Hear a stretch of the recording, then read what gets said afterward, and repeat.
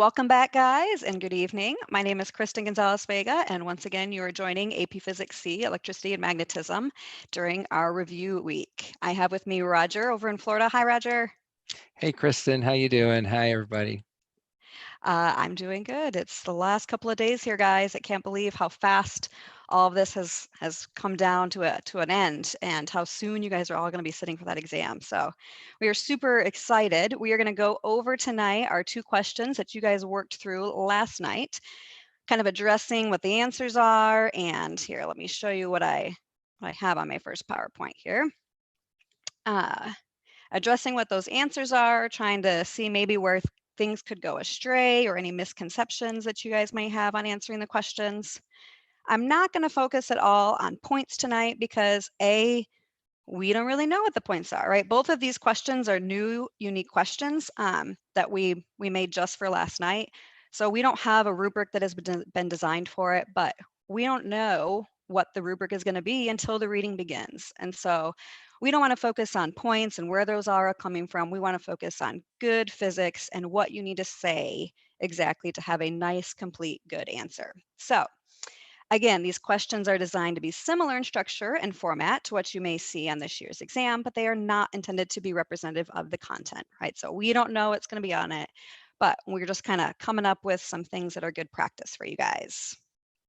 So I'm going to switch over here to my iPad, and we're going to send it over to Roger to talk about question number 1.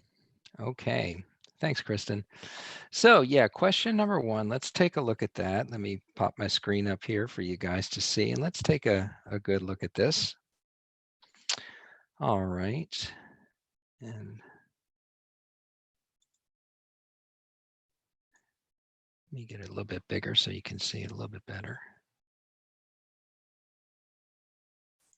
Okay, all right, so you can see we've got a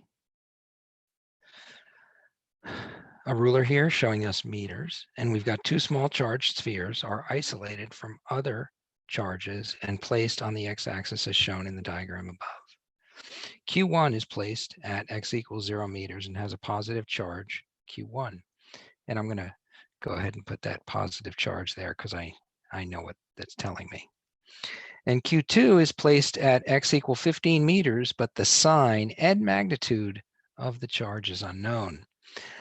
Part A, if the electric field is found to be 0 at x equal 12, what sign must Q2 have?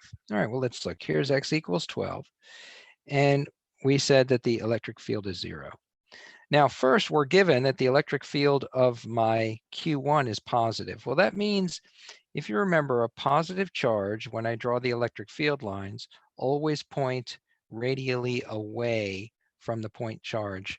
Oops, I didn't want to make that one shorter. I shouldn't have done that. I wanted to make these all the same length because since it's a point charge, it is spherically symmetric, or it has also known as radial symmetry. So if I look at this and I look to the left, I've got a really strong electric field here. And I look to the right, I've got another strong electric field pointing away. Now, as I go further away, the electric field falls off in magnitude and it gets smaller and smaller. All right, now the problem says that the electric field here is going to be 0. So how do we make that happen? How do we make an electric field there 0? Well, that's not too hard. What I'm going to do is I'm going to come over here and I'm going to say, well, if my field here from Q1 is pointing to the right and I want a field of 0, I'm going to have my field pointing to the left.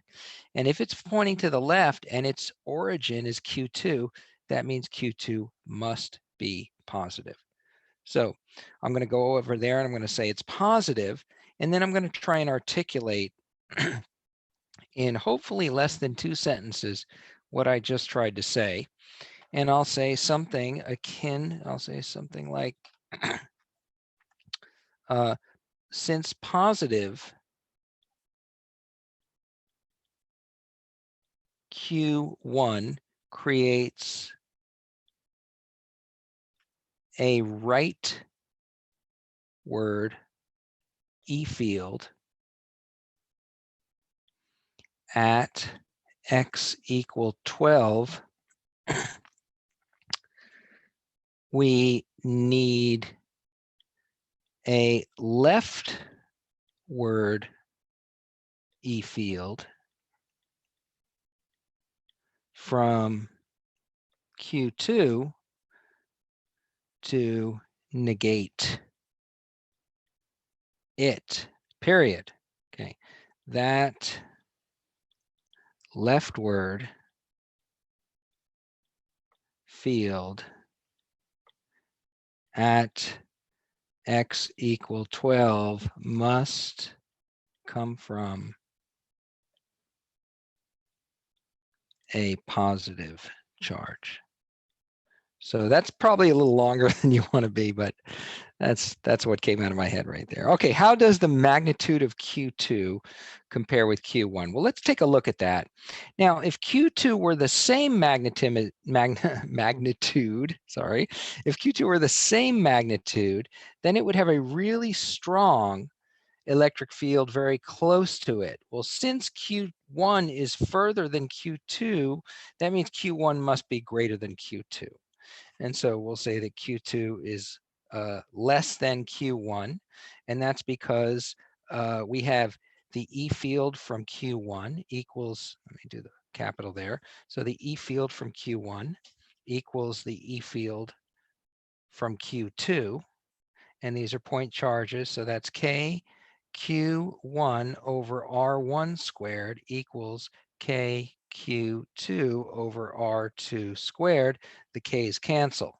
Now, since R1, this distance here, let's go ahead and write this would be the distance R1, and here's our distance R2. R1 is much greater than R2. So since R1 is greater than R2, comma, Q1 must be greater than Q2. And so there we have that. All right, in which region should a negative charge of Q is greater than Q2 be placed so that the net force on Q1 is 0? Now, let's take a step back and see what is the net force on Q1 right now, and that'll help us to see how we can get it to be 0. So let me get rid of all this detritus here and come back to a clean slate. So we know that this is positive, okay? And we know that this is positive, although of a smaller magnitude. We've already determined that, which means that the force on Q1 is going to be to the left because it's a repulsive force, okay? Now the question asks, where do we put a negative charge in order to make that 0? Well, if we want a negative charge attracts a positive charge. So that means our negative charge is going to have to be somewhere to the right of Q1 to pull towards it. Now, so the question is it in region B or is it in region C? That's what we have to figure out. Now they're telling me that Q, this new charge that I'm going to place, is greater than Q2, this charge. Remember, I can either put it here or here. Where do I want to put it? Well, if it's greater than Q2 and I put it here, then I'm going to have too much attraction. Remember, it's negative. And so that would have a pull to the right. So what I want to do instead is I want to put it over here. So its attraction is balancing out the repulsion from Q2.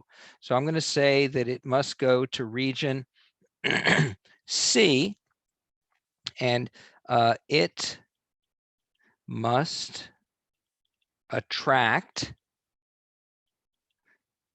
to the right, which means B or C, but then I'll say since Q is greater than Q2, and I'll say magnitude, since Q is greater than Q2, it must be farther away than Q2. All right, let's go on to the next part. So the next part says a student sketches the graph of an electric field as a function of position on the x-axis for region B, which is between Q1 and Q2. Describe how a student could determine the potential difference delta V between x equal 5 and x equal 10 using the graph. All right, now, hopefully, and this is on our formula sheet, we know the potential difference delta U is equal to the negative integral of E dot dr. Okay, so remember, I want to remind you real quick, we want to, in our analogy, our spatial analogy, we want to think that the electric field is the steepness and the delta V is the height, the change in height. So the more I push, the steeper hill I push up against, the higher I'll displace something. That's one way to think about it. And don't forget that this is the negative potential difference. The negative integral. And so what we will do is we could either say that, you know, integrate, right? Or we could say that you would just find the area here. Maybe the problem would give me an area, or maybe there's a way to use my superpowers to figure out this area, or maybe just calculus. I don't know. It might tell me. But since they haven't given me the function, I know I can't actually find the area, but I know that's how I would find the change of potential. And I would take the opposite, because it's negative, of the area of the E field graph. And I think when you write something like that, you're really communicating to the person who's grading your test, I know what I'm talking about. All right, let's keep going. And let's see, we'll move along to the next one, C. C says, the two charged spheres are connected by a light insulating rod and placed in a uniform electric field directed downward in the negative y direction and released from rest. All right, so there's our positive y direction. You can see that the E field points downward here, and we've got these two charges. And let's see. And these are the two spheres that we had before, the two charged spheres, right, from above. And so that means that, remember, this one had the bigger charge. Q2 had the bigger charge than Q1, but they were both positive. All right, now, in what direction the net force, if any, is on the center of mass of the dipole? Well, the center of mass is going to be right here in the middle. And so, you know, the force on it is going to be the sum of all the forces. And so we have we know that F is equal to EQ. That is one of our fundamental relationships in electrostatics. And so that means the bigger the charge, even though the electric field is the same, the bigger the charge, the bigger the force. So this has a bigger force, capital F, and this one has a little force, capital F. What is the direction of the net force? Well, they're both down, so we're going to say directly down. And why? Well, the reason is because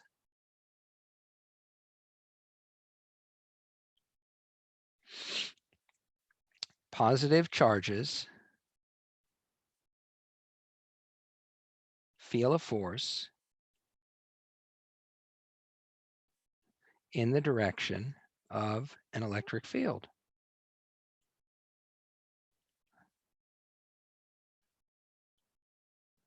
All right, so that's our first answer there. Let's keep going. All right, what direction, if any, is the net torque? Now, remember, to figure out the torque, the net torque, we're going to have to go ahead and pick an axis, and the simplest axis is right here at the center. And so let's look at this. Well, we know that torque, or we hopefully remember that torque, is going to be R cross F, oops, but that's also equal to RF sine theta. So for each of these, the sine theta, these are 90 degrees. So sine theta is equal to 90. And so the distance is the same from the center, but what's different is the force. And so here we've got a counterclockwise torque, capital F, F1 times R. And here we've got a clockwise torque, which is F2 times R. And we know F2 is less than F1. And so since we've got more counterclockwise torque than clockwise torque, what we'll say is counterclockwise. Now, do not over answer a problem. You're going to say, well, should I explain it? No, it didn't ask to be explained. So if it doesn't ask, don't explain it. There's no points there. There are going to be questions on the AP exam that just are with 1 point, yes or no, right or left, counterclockwise, clockwise, up or down. Answer the question and move on. All right, and then our last question before we throw it back to Frisco, Texas is the work done by the electric field on Q2 positive, negative, or zero as the apparatus moves from horizontal in its position until it is first vertical? Now, I had to look at this and I had to think about it for a while. It's a great question. And I love, man, these AP people, they come up with the craziest, most challenging and kind of head scratchers of questions. So let's scratch our head and look at this. All right, here we go. Now it says, is the work done on Q2 after, because this is going to start falling, right? It's going to start accelerating. And what's going to happen is it's going to accelerate and this will fall and this will be like this, right? And then eventually, this is 1 and 2, 1 and 2, and eventually 2 will be here and 1 will be here. And so the question is, as the apparatus moves from horizontal to its first vertical, so here's the horizontal, and notice the counterclockwise rotation. Okay, there's the center of mass each time, counterclockwise rotation. Okay, up like this. And so now, what is the work done on Q2? Well, work, remember, can you think about it a couple ways, is force times displacement, all right? And so what has happened to this? Is this thing higher or lower than when it started? Well, it's got to be lower. It must be. And simply because of the way the physics works, these are both accelerating in the downward direction. So even though this one has a greater acceleration than this one, they're both accelerating downward. So F2 has certainly fallen. So it definitely, the gravity has done positive work. Another thing to ask is F2, does it have translational kinetic energy? And it sure does. It has translational kinetic energy. And so that is moving. So positive work had to be done on it. So, but I'm going to say that since it has lost potential energy and gained kinetic, comma, gravity did positive work. And if you haven't noticed this question coming up all the time in AP Physics, see, does gravity do positive work? Does gravity do negative work? Does the force electric do positive work? These questions are going to come back again and again and again because they're big ideas that go to the heart of how we try and understand the universe. All right, so it has lost potential energy and gained kinetic, comma, gravity did positive work. Excellent, excellent, excellent. All right, ladies and gentlemen, great job.